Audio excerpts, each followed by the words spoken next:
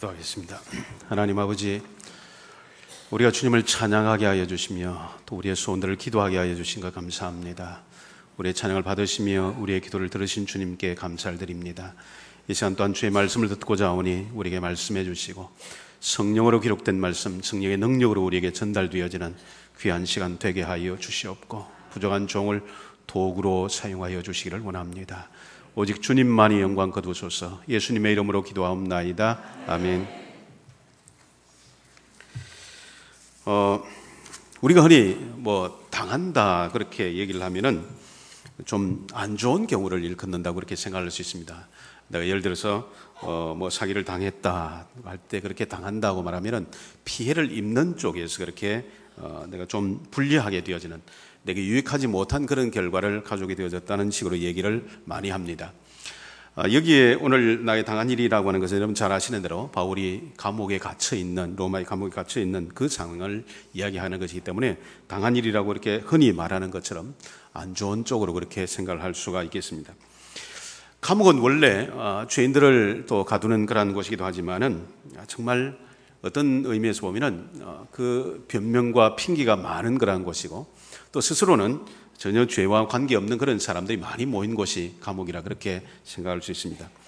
오죽하면은 감옥에 갇혀 있는 사람들이 모두가 다 자기는 선하다고, 자기만 억울하다고 그렇게 얘기를 하는 바람에 그런 얘기를 한다고 그러잖아요. 도둑질을 하다가 들어온 사람이 당신은 왜 들어왔어? 그렇게 했더니 나는 그 새벽에 문 열기 전에 그 가게에 들어가 가지고 물건 가져 나오면서 외상이라고 말을 안 하고 갖고 왔더니 그냥 나를 이렇게 잡아두었다, 이런 식으로 얘기하는 사람도 있고, 어떤 사람은 그냥 길에 무슨 이 줄이 하나 있길래 이걸 쭉 끌고 갔는데 이상하게 총 한 마리 따라왔다, 그렇게, 그래서 내가 그냥 도둑으로 몰려서 이렇게 왔다는 식으로 얘기를 하는 경우도 있다는 겁니다. 모두가 사실은 어찌 보면 핑계를 대면서 자신만이 선하고 또 어렵다고 그렇게 얘기를 하는 바람에 옛날에 그런 얘기도 있잖아요. 임금님이 그 감옥을 이렇게 순찰하는데 그 죄수들을 한 사람 한 사람 만나보니까 한 사람만 자신은 죄인이다, 내가 죄를 지어서 참 죽을 죄인이다 이렇게 얘기를 하고, 나머지는 전부 다 임금님 나는 억울합니다, 나를 여기서 풀어주십시오, 나를 도와주십시오 이렇게 얘기를 할 때 임금님이 보고 여기는 전부 다 의인을 가두는 곳이니까 죄인 저 사람은 쫓아내라 이렇게 하면서 한 사람만 석방을 시켰다는 그런 얘기도 있습니다. 정말 많은 사람들이 나름대로 어떤 이유들을 가지고 핑계를 대면서 억울하다고 얘기를 많이 하는 곳이 감옥이 아닐까 그런 생각을 합니다. 어떤 의미에서 보면은 이 바울도 정말 참 그런 면들에 있어 보면은 정말 억울하다고 그렇게 말할 수 있는 그런 입장이었다는 것을 우리가 잘 알고 있습니다. 물론 실제로 억울한 그런 죄수들도 있을 수 있습니다. 그렇잖아요. 요즘도 신문에 보면은 이렇게 수사 방법이 이렇게 과학화되어진 이런 때에 재판도 아주 그냥 정밀하게 하는 이런 때지만은 몇 년 만에 혹은 몇십 년 만에 진범이 잡혔다, 또 혹은 진실이 밝혀져서 이렇게 석방되어졌다 해가지고 신문에 크게 나는 그런 경우들이 있는 것을 볼 수 있습니다. 하물며 옛날에는 오죽했겠습니까만은 그런 가운데서도 특별히 이 바울은 아마 그의 억울함을 두고 이야기한다고 하면은 누구 못지않게 가장 억울한 그런 죄수 중에 하나가 아니었을까 그런 생각을 하게 되었습니다. 왜냐하니까 그가 상소했기 때문에 그곳에 가게 되어졌고, 또 상소한 이유도 예수님의 복음을 전하는 것, 예수님이 어떤 분이시고 예수님이 십자가를 지고 돌아가셨고 예수님이 부활하셨다고 하는 이 부활을, 이 십자가의 복음을 전하는 그것밖에 어쩌면 그가 감옥에 갇힐 이유가 없었다고 그렇게 볼 수가 있습니다. 그렇게 십자가에 대해서, 예수님에 대해서, 부활에 대해서 증거하던 이 일 때문에 로마의 감옥에 갇히게 되어졌고 그런 시위대 뜰에 갇혔다고 오늘 이 본문에 말씀하고 있는 것을 볼 수 있습니다. 시위대 뜰은 여러분 잘 아시는 대로 오늘날로 말하면 이 경호원들이 있는 경호처 그렇게 볼 수가 있겠습니다. 경호대라고 그렇게 볼 수 있겠습니다. 대통령이나 왕이나 옛날에 황제를 지키는 그 경호대, 그 시위대, 아마 이 사람들이 얼마나 대단한 그런 사람들인가 하는 것들을 우리가 짐작할 수 있습니다. 여러분 생각해 보면은 대통령 주변에 무기를 가지고 있을 수 있는 사람은 아무도 없습니다. 경호원들 외에는. 그렇잖아요. 왕 옆에 감히 누가 칼을 들고 누가 감히 창을 들고 있다는 얘기입니까? 그 옆에는 경호원들, 시위대 그 대원들만이 그렇게 할 수가 있었던 것입니다. 정말 그러다 보니까 왕이 정말 신뢰하는 사람들이 아니면은 그 경호대에 함부로 뽑아서 사람을 넣지를 않았을 것입니다. 그러나 아무리 신뢰하고 아무리 믿을 만한 사람들이 할지라도 세월이 흐르다 보면은 꼭 그런 것만도 아니잖아요. 뭐 부부간에도 보면 크게 사랑하다가만 싸우기도 하고 뭐 등을 돌리기도 하고 하는 그런 것들을 볼 수 있는데, 아무리 그런 왕과 신하 사이에 참 대우를 최선을 다해서 해주고 좋은 그런 관계 속에서 있었다 할지라도 어느 날 서로 그냥 마음이 달라질 수도 있고, 또 뭐 그 역사 속에 보면은 옆에서 간신배들이 그 경호하는 사람들을 갖다 이렇게 꼬셔가지고 뇌물을 주어가지고 반역을 하도록 만들고, 아니면은 가만히 보니까 나도 저 자리에 앉으면 좋겠다고 싶어서 그냥 자기가 독단적으로 왕을 죽이고 자기가 황제가 되어지는 그런 경우들이 종종 있었습니다. 그래서 별명이 있다고 합니다. 이 시위대를 황제 제족이다, 황제를 만들어내는 것이다. 그러니까 그 가운데서 자기가 마음먹으면 그냥 얼마든지 무기를 가지고 황제를 죽일 수 있고 대신 왕이 되어진다든지 아니면은 다른 사람을 황제를 세울 수 있는 그런 입장이 있었다는 것입니다. 얼마나 막강한 그런 권한을 가지고 있는 그런 사람들인지 모릅니다. 그러니까 그곳에 시위대 뜰에 갇혔다고 할 때는 황제에게 상소한 사람들이고, 또 다른 말로 하면 뭐죠? 중죄인들입니다. 보통의 죄로 다스릴 사람들이 아니라는 것입니다. 자, 여러분 생각해 보십시오. 일반 감옥들이 다 억울하다고, 자기는 잘못이 없다라고 이렇게 변명을 하는 그런 판인데, 하물며 복음만을 전하다가 이렇게 갇혀있는 이 바울의 경우, 여러분 그 가슴은 얼마나 미어지고 아팠겠습니까? 인간적으로 생각하면 억울하기 짝이 없는, 답답하기 짝이 없는, 내가 뭘 잘못했다고 정말 한 것이라고는 크게 복음에만 전력을 기울이고 올인한 그런 것밖에 없는데, 내가 왜 이렇게 감옥에 갇혀야 되느냐? 장가도 안 갔잖아요. 그 일을 갖다 열심히 한다고, 얼마나 열심히 한다고 장가도 안 가고 이렇게 했던 걸 생각해 보면, 그 장가갈 형편이 안 되냐면 그렇지 않거든요. 굉장히 빵빵합니다. 여러분 아시는 대로 뭐 집안 좋지요, 학벌 좋지요, 뭐 배경 괜찮지요. 뭘로 보나 여러분 장가를 못 갈 만한 그런 이유가 없다는 겁니다. 물론 조금 보면은 그 지병이 좀 있었던 것도 있고, 말을 조금 그렇게 뭐 시원하게 하지를 못했던 것 같아요. 아마 그런 것들이 좀 있기는 했지만은, 뭐 그래도 그렇지, 조건치고는 요즘 굉장하잖아요. 아마 모르긴 하지만은 뭐 요즘 같으면은 두쟁이들이 아마 그 집 앞에 장사진을 쳤을 것 같아. 바울을 여러분 너무 시프게 보는 모양인데 아무 반응이 없고 그러니까 바울 굉장한 사람입니다. 그래도 말을 좀 잘못했다 하는 게 뭐 그런 건 있죠. 뭐 옛날에 어떤 신학생하고 자기 딸이 사귀는데 막 아버지가 너무 반대를 했다는 거예요. 신학생하고 절대로 안 된다. 목회하는 거 못 보겠다. 막 목회자들 보니까 너무 힘들고 막 잘 못하고 뭐 이렇게 하는 게 안 되겠다. 그래가지고 반대를 너무 했는데, 그래도 워낙 딸이 하겠다고 하니까 그럼 내가 한번 설교를 한번 들어보고 결정하겠다 이렇게 해가지고서 설교를 딱 들어보고 난 뒤에 결정했다는 거 아닙니까? 결혼해라. 너무 은혜를 받았는가 싶어서 왜 그랬습니까? 그렇게 물었더니 아무리 봐도 그 설교 가지고는 목회 못 하겠더라. 그러니까 차라리 지금 네가 결혼해도 얼마 못 가서 그냥 그만둘 것 같으니까 그래도 괜찮다. 이래가지고 결혼을 뭐 찬성했다는 그런 얘기도 있습니다만, 누구는 너무 설교를 대단합니다라고 목사님에게 칭찬을 하고 그래서 어느 정도입니까? 했더니 아인슈타인 정도 되는 것 같습니다. 그렇게 칭찬을 했더니 목사님이 흥분해가지고 그 다음 주에 한 주간 동안을 잠을 못 자고 그래가지고 내가 그렇게 대단합니까? 그랬더니 아인슈타인은요 옛날에 그 상대성 이론을 발표했을 때 한 10명 정도밖에 못 알아들었다고 이야기하니까 목사님 설교도 아마 그 정도 안 되겠나 그렇게 생각을 한다고. 바울이 그 정도로 그렇게 해가지고 인기가 없어서 장가를 못 갔다, 그렇지는 않다는 겁니다. 굉장한 그러한 사람입니다. 대단한 사람이었습니다. 대단한 인물이었습니다. 오직 복음 때문에, 오직 예수 때문에 그는 감옥에 갇히는 것도 불사하고 그 일들을 그렇게 계속 감당하고 있었습니다. 그런데 그가 감옥에 갇혀가지고 어떤 태도를 취하는가 하는 것은 굉장히 중요한 이유가 되었을 것입니다. 그 어려움 속에서, 그 고난 속에서 어떤 생활의 태도, 어떤 모습을 보이는가 하는 것은 굉장히 중요한 그런 의미와 결과를 가지고 오게 되어진다는 것입니다. 왜 그렇습니까? 만약에 여러분 인간적으로 생각해서 내가 억울하다고 불평하고 짜증을 부리고 그렇게 했다면 어떻게 됐겠습니까? 세계 역사가 바뀌었을 것입니다.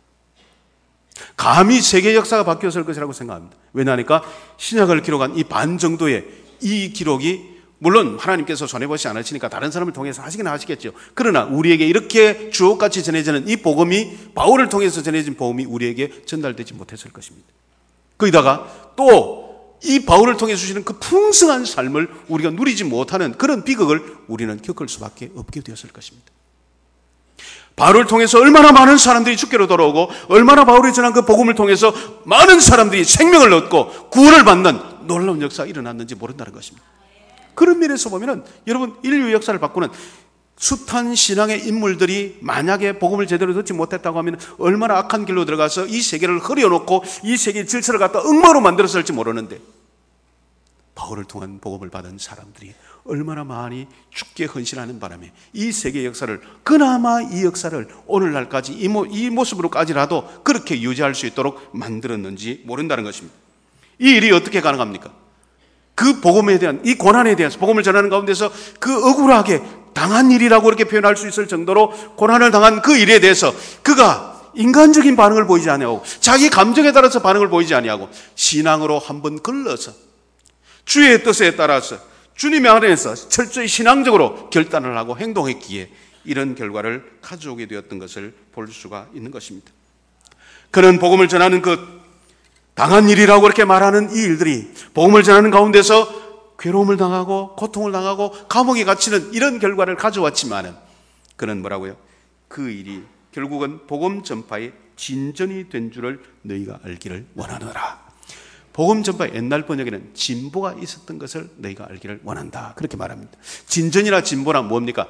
원래 군대 용어인 것 알고 계시죠? 공병대들이 처음 가서 본대가 가기 전에 먼저 길을 닦는 것을 의미합니다. 내가 아마 이 복음으로, 이 고난 가운데서 복음을 전한, 복음을 가지고 살아간 이 삶이 내 12대 안과 온 그 사람들에게, 기타 많은 사람들에게 복음의 진전을 가져오게, 복음 전파의 진보를 가져오게 된 줄을 너희가 알기를 원한다고 말씀하고 있는 것입니다. 어째서 그런 일이 일어났습니까? 아마 모르긴 하지만은 바울에게는 예수 십자가, 예수 부활, 이것밖에 없지 않았을까? 옛날 최근능 목사님이 막 그냥 매를 맞아도 예수 천당 그렇게 예수 천당, 그냥 거의 몸이 그냥 예수 천당으로 이렇게 되어 있는 것처럼 그렇게 반응을 보인 것처럼 아마 바울도 그러지 않았을까? 예수 천당, 예수 십자가, 보혈, 이런 것을 계속 이야기하는 가운데 그는 예수만 이야기하는 사람, 예수님의 십자가를 이야기하는 사람, 예수님의 복음을 전하는 사람으로 그렇게 인정받았을 것으로 생각되어집니다. 많은 사람들에게 그렇지 않았겠습니까? 희한한 죄수가 한 명 왔다. 대부분 죄수가 되면, 특히 이 12대 뜰에 갇혀있는 그런 죄수들은 두려움 가운데 있었을 것입니다. 걱정 가운데 있었을 것입니다. 불평 가운데 있었을 것입니다. 불만 가운데 있었을 것입니다. 많은 사람이 짜증과 욕설 속에서 아마 그들이 악한 모습을 최대한 보여주면서 그렇게 지냈을 것입니다. 그런데 희한한 죄수가 한 명 온 겁니다. 우리가 앞에 사절을 보았습니다. 사절에 보니까 간구할 때마다 너희 무리를 위하여 기쁨으로 항상 간구하며, 기도하는데 기쁨으로 기도하고 있는 거예요. 그 감옥에서 다른 죄수들 처음부터 두려워하고 벌벌 떨고 불평하고 욕하고 짜증 부리고 이렇게 하는데, 이 죄수는 기도하면서 웃으면서 기도하고 있고 기쁨으로. 그 다음에 우리 원래 빌립보 교회가 생기게 될 때 그 빌립보 감옥에서 했던 거 알죠? 뭘 했습니까? 그는 기도하고 찬송했다고 했습니다. 그 상황을 보면은 짐작하는 게 뭐죠? 좀 제발 시끄럽다, 그만해라, 이렇게 할 정도로 막 찬송을 부르면서 매 맞고 피가 철철 흐르는 가운데서도 찬송하며 기도하며 그렇게 기쁨으로 지냈던 그 모습이 아닙니까? 아마 여기에서도 그렇게 지냈을 것 같아요. 기쁨으로 기도하고 사람이 보면 아무리 평소에 보면 정상인데 기도하고 찬송할 때 보면 맛이 간 것 같아요. 이런 모습을 보이면서 이러니까 사람들이 굉장히 호기심을 가지게 된 거예요. 제가 이 1부, 2부 예배 병원에서 인도하고 왔는데 그 중간에 정신과 병동에 가서 제가 예배를 잠시 인도하고 옵니다. 근데 정신과 병동에 우리는 좀 그렇게 중한 환자들이 없기 때문에 사실은 괜찮은 분위기이기도 합니다. 근데 몇몇 그런 환자분들은 조금 심한 가운데 있습니다. 지금 기억나는 그런 환자 한 명 있는데, 여학생이었는데 고등학생 여학생이었습니다. 근데 머리를 그냥 물을 그냥 빨갛게 들인, 요즘은 물들인 거 잘 못 봅니다만 옛날에 한때 유행할 때가 있었잖아요. 있었습니다. 여러분 반응이 없었다. 머리를 물을 들이가지고 이렇게 했는데, 제가 거기 가서는 참 집중이 안 되기 때문에 예배 인도를 오래 못 합니다. 설교를 한 5분 설교를 합니다. 왜냐하니까 어떤 친구들은 성경책 찬송가를 갖다 이렇게 표현해놓고 찬송가를 부르고 있는 그런 게, 내가 참 나중에는, 처음에는 왜 저런가 이렇게 생각하다가 나중에 보니까 날 보고 부르라고, 잘 부르라고 그렇게 한 것 때문에 이 생각하니까 마음 편하고 그렇게 받아들였습니다. 그래서 그렇게 하기도 하고, 성경책도 절 보고 이렇게 또 펴놔놓고 신약 하는데 있는데 전혀 구약 펴놔놓고 전혀 관계없이 아주 초월한 그런 자세로 이렇게 있는 경우도 참 많이 있습니다. 근데 그 여학생은 그날따라 자꾸 목사님 질문이 있습니다. 내가 그 설교 짧게 끝날 테니까 좀 있어요. 또 질문이 있습니다. 그 간호사가 옆에 와서 좀 제발 가만히 있어라 하는데, 목사님 질문이 있습니다. 또 질문이 있습니다. 자꾸 그러는 거예요. 그러니까 저도 참 집중이 안 되고, 이 5분 설교에 무슨 질문이 있습니다는 소리가 여러 분을 들어야 되니까 이게 뭐 참 결론이 참 빨리 나야 되는 이런 입장인데 싶어서 빨리 이제 예배를 마치고, 다른 때는 그냥 갑니다. 왜냐하면 이지버리거든요. 지금 중간에서 했던 거 그다음 기억을 못 하기 때문에 그냥 가버려도 되는데, 그날따라 제가 호기심이 생겨서, 그래 뭐가 질문인데, 뭔 질문이 뭔데, 뭐가 그렇게 대단해가지고 그렇게 계속 몇 번이나 막 줄기차게 그렇게 질문했느냐고 그랬더니, 목사님 다른 게 아니고요, 나는 그 안에 폐쇄병동이니까 갇혀 있는데, 나는 갇혀 있을 때 내 가족들만 나를 버린 게 아니고 하나님도 나를 버렸다고 생각했는데, 가만히 생각해 보니까 하나님은 나를 안 버리고 하나님은 언제나 나와 함께 하고 계세요. 이러는 거예요. 그래 내가 진작 이야기하지. 그러니까 기회를 줬어야지 하고 이러는 거예요. 맞다. 참 내가 말 못하게 한 거는 맞네. 그래.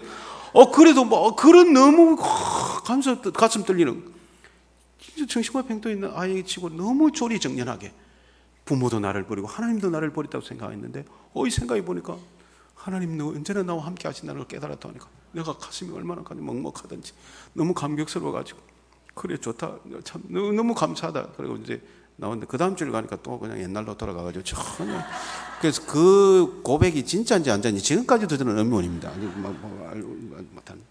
그런데 여러분, 바울은 정말 그의 변함없는 빌보 감옥에 처음에 갇혔을 때나 지금 로마의 감옥에 갇혀서 빌보 교인들에게 편지할 때나 한결같은 자세로 기쁨으로 감사함으로 그는 찬송하면서 기도하면서 하나님 앞에서의 삶의 모습을 보여주고 있었습니다.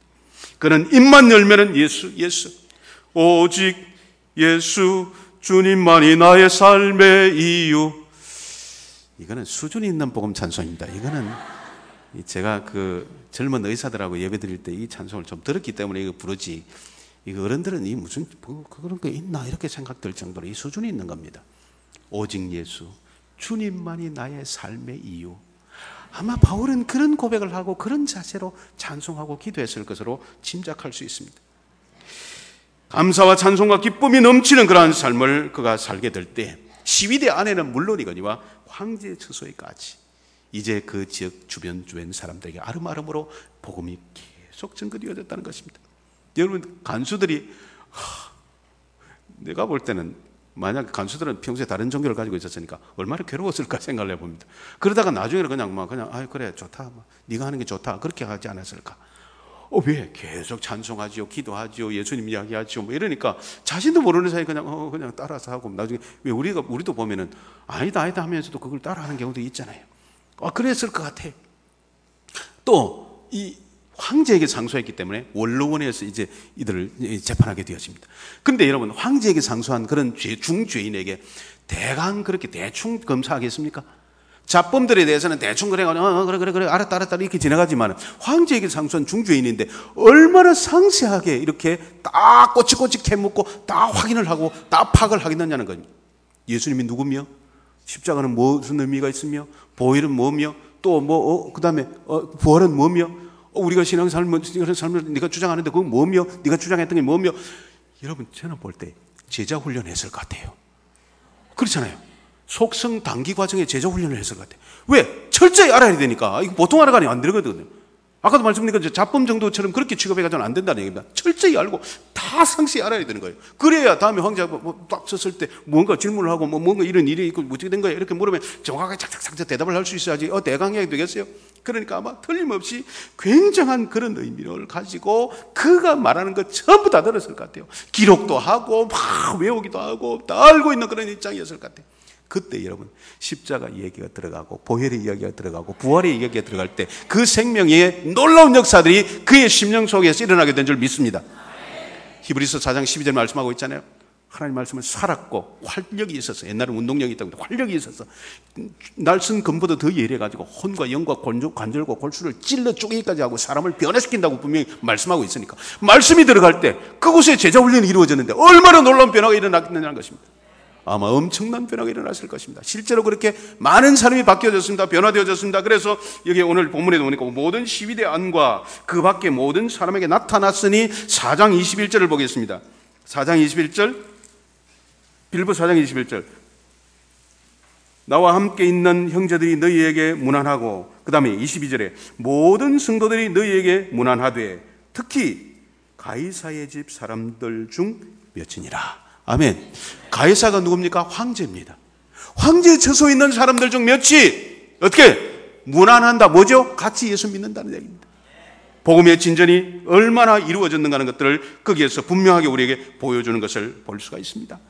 예수님의 십자가 때문에, 예수님 때문에, 그분의 그런 복음 때문에 장가도 못 가고 그렇게 억울하고 힘들고 고통스러운 가운데서도 그런 그 예수님의 사랑 끝까지 변치 아니하고 그 사랑 안에 계속해서 그가 믿음의 삶을 살아가고 그렇게 그 묵묵히 그 사명을 감당하게 됐을 때 많은 사람들에게 복음이 전해진 것입니다. 정말 주변 사람들에게 계속해서 소문이 날 때도 옛날에 대충 그런 우리가 짐작할 수 있지만 군대 이야기, 정복한 얘기, 그다음에 연애한 얘기, 그런 얘기들 옛날에 막 타락하고 그랬으니까 술 마신 얘기, 그런 얘기만 주로 이루어졌을 것 같은데 그게 좀 진절머리가 나 있던 사람들이 희한한 지수가 있단다. 그래 뭔데? 누군데? 바울이라는 죄수인데 그건 뭔데? 뭘 전해가는데 예수님 십자가 부활 이걸 가지고 얘기를 했다는데 그러면서 얘기를 하다가 그 얘기가 쭉쭉쭉쭉 전해지는 가운데서 생겨난 얘기가 있습니다. 여인들끼리 모여가지고 얘기를 했다는 거예요. 예수님이 돌아가셨단다. 어이? 누가? 예수님이 어떻게 돌아가신? 십자가를 지고 돌아가셨단다. 어이구 그래? 그 예수가 누군데? 그 누군지는 잘 모르겠는데 우리 사돈인 것 같아. 왜? 우리 며느리가 아버지 하고 자꾸 이야기하면서 그 집에 누가 십자가를 지고 돌아갔다는 얘기를 봐서 틀림없이 우리 사돈인 것 같아요. 이런 얘기들이 그 뒤에 생겨났다는 그런 얘기도 있습니다. 예수님에 대해서 얘기만 하는 가운데도 전파되고 됐어요. 이 복음의 역사들이 이 로마를 정복하고 오늘날 저와 여러분들이 이 자리에 앉아서 이렇게 예배드릴 수 있도록까지 만드는 그런 결과를 가져오게 된 줄 믿습니다. 그런 비록 힘들고 어려운 가운데 있었지만은 끝까지 변함없이 복음 전거자로 그렇게 당한 일이라고 표현할 정도로 억울하고 답답한 가운데 있었지만은 복음을 전하는 사람으로 계속 그가 살아갔을 때 그는 최고의 복음 전거자요, 하늘나라의 스타로 하나님 앞에서 지금 놀라운 칭찬과 상급을 받고 누리고 있는 줄 믿습니다. 예수님 때문에 손해보신 경우 있었습니까? 예수 믿기 때문에 억울한 일 당한 적이 있었습니까?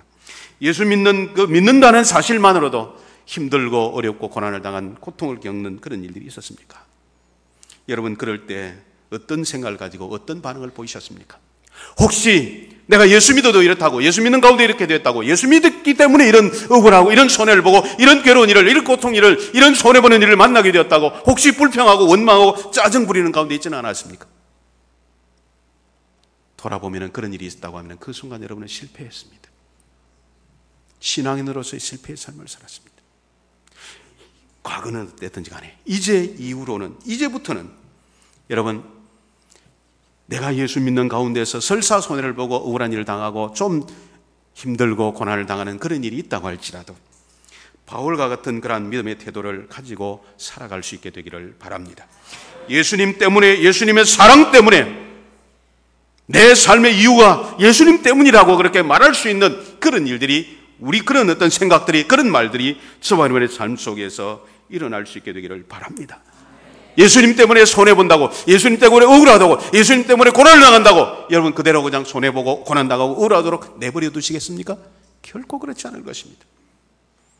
그를 가장 위대한 전도자로 만드셨던 하나님께서는 오늘날 그 믿음의 삶을 그 후손으로서 살아가는 그러한 사람들에게 결단코 손해보고 억울하고 그냥 무조건 괴로움만 당하고 고통당하는 것 가운데만 내버려 두시지 않을 줄 믿습니다.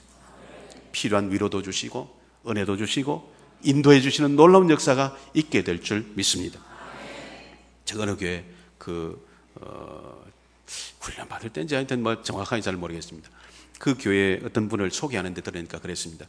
삼성 우리 대그룹 이 삼성의 과장급으로 부산 지역의 어떤 일을 책임지고 있는 그런 분이었는데 일을 너무 잘해가지고 삼성 본사에 부장급으로 이렇게 이제 진급을 승진을 하게 되는 일이 있었다는 거예요. 그런데 이분이 다 그 얘기를 듣고 그 자리에서 안 가겠다. 왜?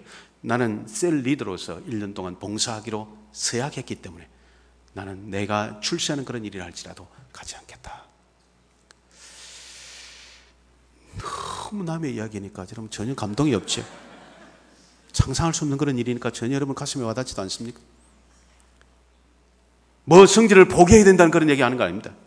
뭐 그걸 억울한 일을 뭐 일부러 그냥 막 찾아서 그렇게 해야 된다 그런 얘기도 아닙니다. 우리가 믿음 안에 살아가다 보면은 때로는 요구되어지는 그런 십자가를 지는 고통스러운 그런 일이 있다고 할지라도 믿음 안에서 살아가는, 십자가를 지고 살아가는 그러한 삶이 얼마나 아름다운 삶인가 하는 것입니다. 그 일을 통해서, 바울을 통해 하나님께서 이런 놀라운 역사를 이루셨듯이 우리가 그런 믿음의 자세를 가지고 십자가를 지는 그러한 삶을 살아가게 될 때, 십자가를 전하는, 십자가 안에서 살아가는, 복음 안에 살아가는 그러한 삶의 모습을 계속 유지하고 살아가게 될 때 우리를 통해서도 하나님께서 얼마나 놀라운 역사를 이루어 가실지 모른다는 것입니다. 내가 믿음 안에서 살아가서 한 영혼이라도 구원해 나와 보십시오. 그 한 영혼을 구원하는데 우리가 쓰임받게 되었다고 생각해 보십시오. 그 한 영혼이 얼마나 놀라운 그런 가능성들을 가지고 있는지 모릅니다. 아이 하나도 여러분 우리가 복음으로 바로 세워놓으면 그 아이가 대통령 되지 말라는 법 어디 있어요? 그 아이가 영향력 있는 그런 실력 있는, 정말 이 세상에서 하나님 나라 확장을 위해서 유용하게 쓰여지는 그런 일꾼이 되지 말라는 법이 어디 있습니까? 얼마나 우리를 통해서 하나님의 놀라운 복음의 역사들이, 큰 역사들이, 엄청난 역사들이 준비되어져 있는지 모른다는 것입니다. 십자가를 지는 건 여러분 어렵게 생각하지 마십시오. 믿음으로 따라 그 십자가의 사랑으로 우리가 살아가는 것 아닙니까? 어떤 목사님이 뭐 십자가를 져야 된다, 십자가를 져야 된다 그러니까 뭐 어떤 청년이 십자가 목걸이를 가만히 앞에 있는 걸 등으로 이렇게 살짝 돌려가 이렇게 놨다고, 그건 십자가 지는 거 아니죠. 정말 내가 믿음 안에서 때로는 손해를 보는 일이 있다고 할지라도 복음을 위해서 그렇게 살아가는 그 삶이 진정으로 십자가를 지는 삶입니다. 저희 병원에 보면은 월요일 날, 목요일 날 이런 때 그 부산시는 고신척의 그 교회 여전도회에서 그 찬양도 하고 전도하고 봉사로 온 분들이 있습니다. 근데 그분들이 가끔씩 와가지고, 전에 제가 좀 기억나는 것 가운데는 그분들이 와가지고 눈물을 흘리면서 가는 경우도 있습니다. 어째서 그런가 하니까 때로는 뭐 그냥 멀리서 오도 그러니까 뭐 좀 덥고 춥고 그럴 때는 막 짜증스럽게 이렇게 와가지고 막 그냥 뭐 찬양해야 된다고 하면 찬양을 하고 뭐 이렇게 하고 이랬는데, 막상 환자들을 볼 때 환자들이 그 어려움 가운데서도 은혜 가운데 살아가고 소망 가운데 살아가는 모습을 보았다는 겁니다. 그렇게 하고 나니까 내가 건강한 가운데서도 이렇게 참 불평 가운데 짜증 가운데 살아가는데, 저분들이 저렇게 힘들고 어려운 가운데서도 어쩌면 저렇게 밝은 얼굴로, 소망 있는 얼굴로, 기쁨의 얼굴로 살아가고 있는가, 그걸 생각하니까 자기들이 회개가 되는 거예요. 그래서 실제로 돌아와서 눈물을 펑펑 쏟고 가는 그런 경우들을 저는 종종 보았습니다. 아프고 힘들고 내가 고난을 당하는 일이 그 자체가 하나님 영광 가린다, 그렇게 생각하지 마십시오. 거기에서 우리가 어떤 태도를 취하느냐는 것이 문제가 되어지는 것입니다. 내가 불평하고 원망하면 하나님 영광 가리게 되어집니다. 그러나 그 가운데서도 기쁨으로 감사하면서 소망 가운데서 우리가 합력하여 선을 이루실 하나님의 그 손길을 믿고 주님께 맡기고 나아가면 하나님께서 반드시 우리를 통해서 놀라운 복음의 역사를, 생명의 역사를, 구원의 역사를 이루어갈 줄 믿습니다. 이건 대단한 능력이 있어야 되는 거 아닙니다. 어찌 보면 막 그냥 예수 믿고 사는 그냥 그 마음만 표현하고 살아도, 그 얼굴에 표정만 좀 지어도 여러분 얼마나 그런 엄청난 역사가 일어나는지 말입니다. 제가 그 다른 얘기지만 그 생각나는 얘기에서 하나 연결해서 뭐 얘기를 하고 마치겠습니다.